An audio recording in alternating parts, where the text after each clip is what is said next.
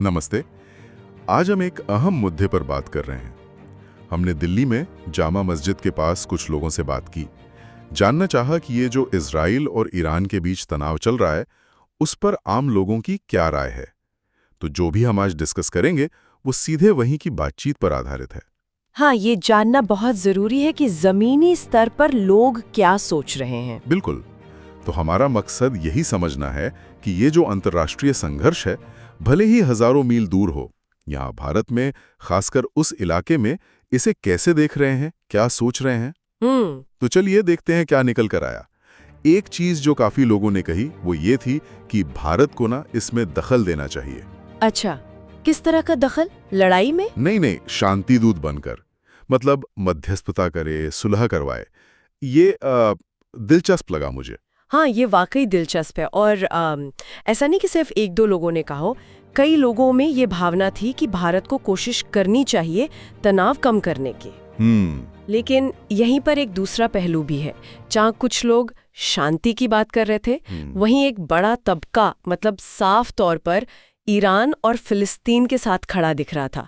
उनके लिए सहानुभूति थी, एकजुटता थी। हाँ, ये तो है। मतलब दो अलग अलग बातें एक साथ, एक तरफ शांति की अपील, बिल्कुल, और दूसरी तरफ किसी एक पक्ष के साथ खड़े होने की बात। तो ये जो एकजुटता थी ईरान या फिलिस्तीन के लिए, इसके पीछे क्या वजह बता रहे थे लोग? देखिए, बातचीत में जो सामने आया वो ये कि इस एकजुटता की वजह अक्सर लोग इजराइल की पुरानी कार्रवाइयों को बता रहे थे। अच्छा। हाँ, मतलब कुछ पुरानी घटनाओं का जिक्र हुआ और लोगों का ये मानना था, या कह सकते हैं उनकी धारणा थी, कि इजराइल ने अंतर्राष्ट्रीय नियमों को नजरअंदाज किया है, उनका पालन नहीं किया है। तो ये सोच उनकी राय को मजबूती दे रही थी कि ईरान और फिलिस्तीन का साथ देना चाहिए। तो आप देख सकते हैं कैसे इतिहास और वर्तमान की समझ मिलकर लोगों की राय बना रही है। और इसमें अमेरिका का क्या रोल है? इस पर भी लोग बात कर रहे थे। बिल्कुल, ये एक बहुत अहम पॉइंट था। कई लोगों को शक था, या कहिए लग रहा था, कि ये सब बड़े जियोपॉलिटिकल खेल का हिस्सा हो सकता है और शायद अमेरिका इसमें सीधे तौर पर शामिल है। ये शक दिखाता है कि लोग इंटरनेशनल मामलों को कितने गहरे तरीके से देख रहे हैं, या कम से कम उस पर सोच रहे हैं। लेकिन इन सब बातों से भी ज्यादा एक और चिंता थी जो बार बार उभर कर आई। वो क्या थी? वो था तीसरे विश्व युद्ध का डर। हाँ, कुछ लोगों ने ये डर खुलकर जाहिर किया। उन्हें लग रहा था कि ये जो चिंगारी है, ये कहीं बढ़ते बढ़ते एक बड़े वैश्विक युद्ध में न बदल जाए। बाप रे। और उनको डर था कि अगर ऐसा हुआ तो इसके नतीजे पूरी दुनिया के लिए कितने भयानक होंगे। ये डर बताता है कि लोग इसे सिर्फ एक क्षेत्रीय तनाव नहीं मान रहे। सही कहा।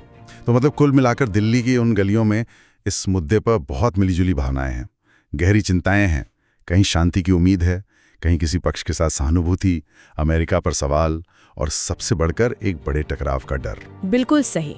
ये सारी बातचीत हमें एक अहम सवाल पर लाकर खड़ा करती है कि ये जो वैश्विक संघर्ष होते हैं, चाहे वो हमसे कितने ही दूर क्यों ना हो, वो आखिर कैसे हमारे अपने लोगों की चिंताओं को, दुनिया को देखने के उनके नजरिए को और अंतर्राष्ट्रीय संबंधों की उनकी समझ को दर्शाते हैं, है ना? इस पर सोचना चाहिए।